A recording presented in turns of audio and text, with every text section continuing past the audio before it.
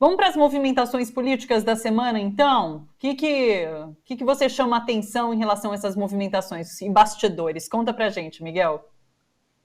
Olha, Thalita, no primeiro andar, quem realmente está para disputar a eleição é curioso porque tanto Lula quanto Bolsonaro estão se preparando para a mesma estratégia, que é ir para as ruas.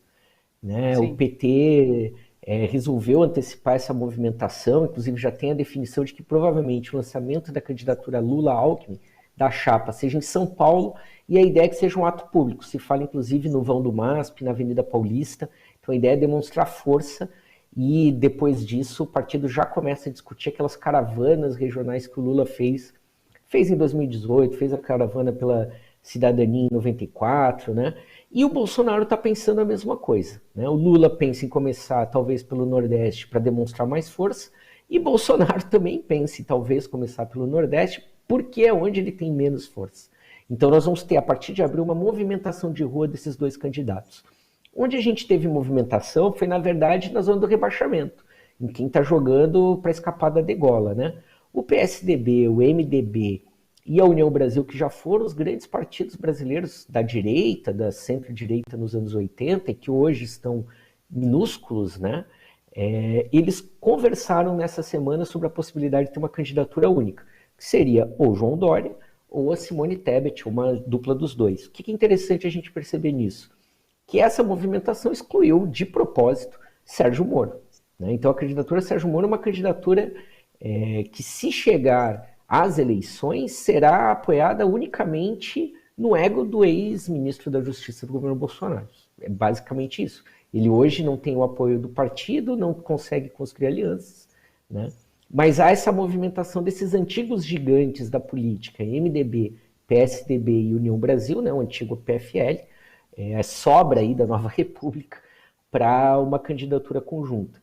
E, por outro lado, o Gilberto Kassab, rapidíssimo, né, se movimentando, fracassou a tentativa dele de conseguir trazer o Eduardo Leite já essa semana para o PSD, porque houve um movimento do Aécio Neves e do Arthur Vigílio de tentar barrar essa saída do Eduardo Leite, estava prevista para ontem, esse anúncio oficial de que o Eduardo Leite seria candidato a presidente que deixaria o PSDB para ir para o PSD. O Aécio levantou a possibilidade de derrubar a candidatura do Dória e colocar o Eduardo Leite como candidato, mas ninguém acredita que isso é possível. Mas, ao mesmo tempo, o PSD tem aí conquistado novos governadores, deputados, enfim, tem avançado nas negociações, mas pode perder. O prefeito de Belo Horizonte, Alexandre Calil, poderia ir se somar a Geraldo Alckmin no PSB para ter já estar no palanque de Lula desde o primeiro turno, ainda que já estejam firmados os acordos, né? Desse acordo mútuo de Calil a Lula e de Lula a Calil, mas haveria essa possibilidade. Em relação a esse ir às ruas, né, que você coloca tanto o Lula quanto o Bolsonaro, tem uma questão que é a filiação de Requião ao PT na sexta-feira, cerimônia que deve acontecer, inclusive, lá em Curitiba, né? E eu acho que a gente está ouvindo o som do nosso próximo entrevistado. Ai, acho que foi. Requião se filia ao PT agora na sexta-feira, vai ter uma cerimônia, inclusive, com a presença de Lula. E Lula falou essa semana em entrevista à rádio, né, na terça-feira à noite, sobre riscos de segurança, né? Inclusive, parece que essa cerimônia está sendo preparada com um amplo esquema de segurança por conta disso, né? Mas eu queria conversar com você sobre isso. A gente já vem falando sobre esses riscos de segurança que existem, parece que agora não, mas Lula tem ciência disso, né? E seria um primeiro evento e ali em Curitiba, que é um local, enfim, a gente sabe de quanto Sérgio Moro fez história ali em Curitiba, né? Então, assim, como que você está vendo isso? Qual a importância, inclusive, de Requião no PT, senador Roberto Requião agora indo para o PT? Fala um pouquinho sobre essa situação para a gente. Olha, Thalita e nossos ouvintes, espectadores, tem duas situações que divergem, o PT e a direção, o Lula e a direção do PT divergem. O primeiro é a questão da segurança do Lula, que há uma... E o segundo é o que o Lula tem dito, vamos parado, já ganhou. Né? Então, enquanto a direção do PT estava mais num clima de já vamos pensar a posse em 1º de janeiro, o Lula estava, não senhor, vamos para a rua, né, fazer campanha, enfim, não tem nada a ganho. E a outra coisa era, o Lula dizia, quero fazer campanha na rua, com o povo, com contato, foi assim que eu sempre fiz. E há uma preocupação maior da direção do PT em relação à segurança do Lula. Então os dois estão certos, nesse caso, né? Tanto que, depois de 4 décadas, o ex-presidente deixou São Bernardo do Campo e hoje mora num endereço protegido em São Paulo, por conta dessas questões de segurança, né?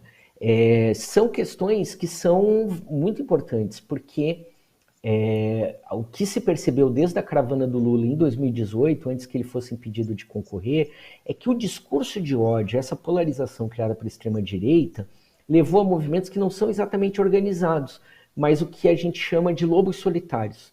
Então o sujeito meio maluco na sua casa, vendo ali no Telegram, na internet o dia todo, tá lá do clube de caça, do clube de tiro e resolve fazer como foi em Passo Fundo, como foi em Curitiba, enfim. Então, de fato, o problema não é essa movimentação, digamos, organizada de um MBL, de um partido de direita que vai fazer algum tipo de movimentação.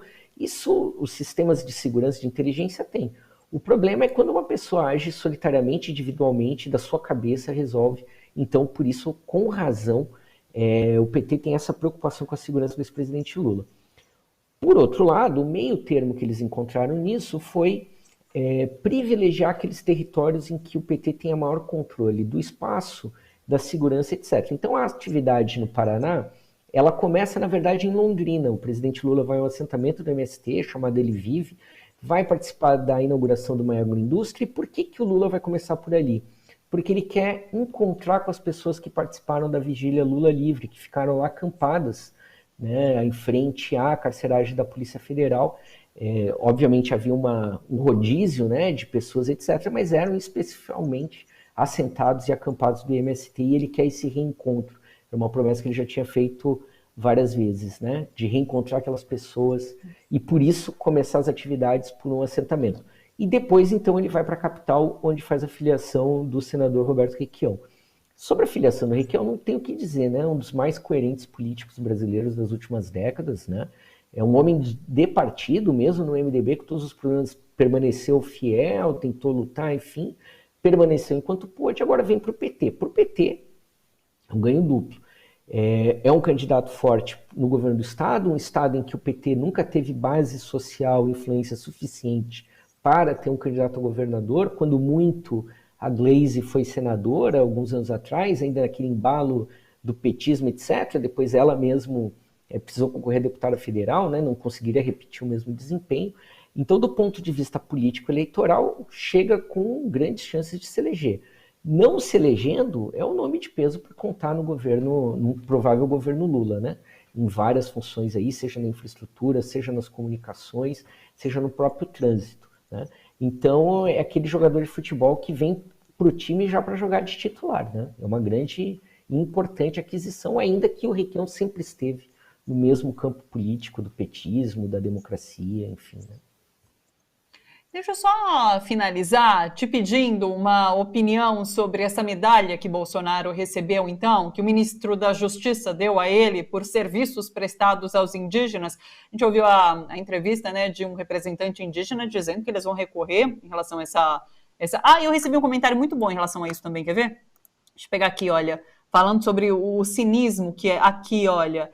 A medalha, o Wagner Espanhol está sempre aqui com a gente acompanhando nas redes. Ele disse assim: a medalha concedida ao genocida é o ato de cinismo da semana, se bem que até domingo ele pode cometer mais um. É isso, é de um cinismo absurdo, né, Miguel? O Wagner está certo. É difícil, inclusive, acompanhar, porque antes da medalha veio aquela situação de que a gasolina está barata, de que a Petrobras não tem nada a ver com isso, né? Eu não sei do que está acontecendo. E a impressão que a gente tem nesses 3 anos e meio de governo é que quando ele não precisa ser obrigado a governar, ele sai para passear, né? Faz um jet ski, de moto, enfim, ou fica não é a primeira vez que ele, ou a primeira dama, ou que alguém do primeiro escalão recebe uma medalha dada por eles mesmos, né?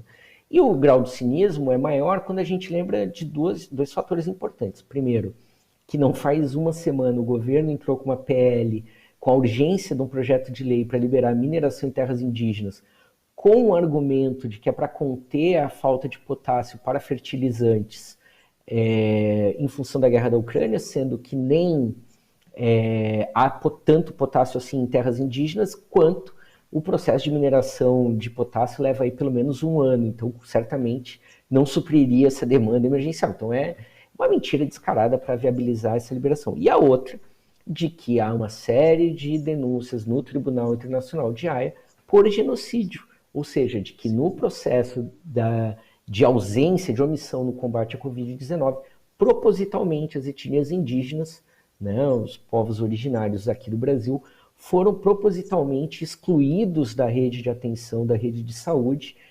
justamente, né, para provavelmente deixar esse território desabitado, né, do ponto de vista humano e aberto para a expansão do agronegócio. Então, o grau de cinismo, né, de zombaria, demonstra também o grau de quanto essa tropa que está no governo perdeu o senso de realidade, ou mesmo como eles se comportam como se estivessem com brinquedos, né? Então eu vou pegar uma medalha, vou fazer isso, etc.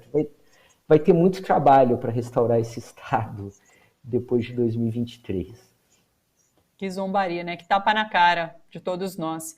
Miguel, muito obrigada pela participação. A gente volta a se encontrar na próxima semana. Bom final de semana para você, bom trabalho por aí. Um beijo enorme. Bom final de semana, fiquem bem e até a próxima semana.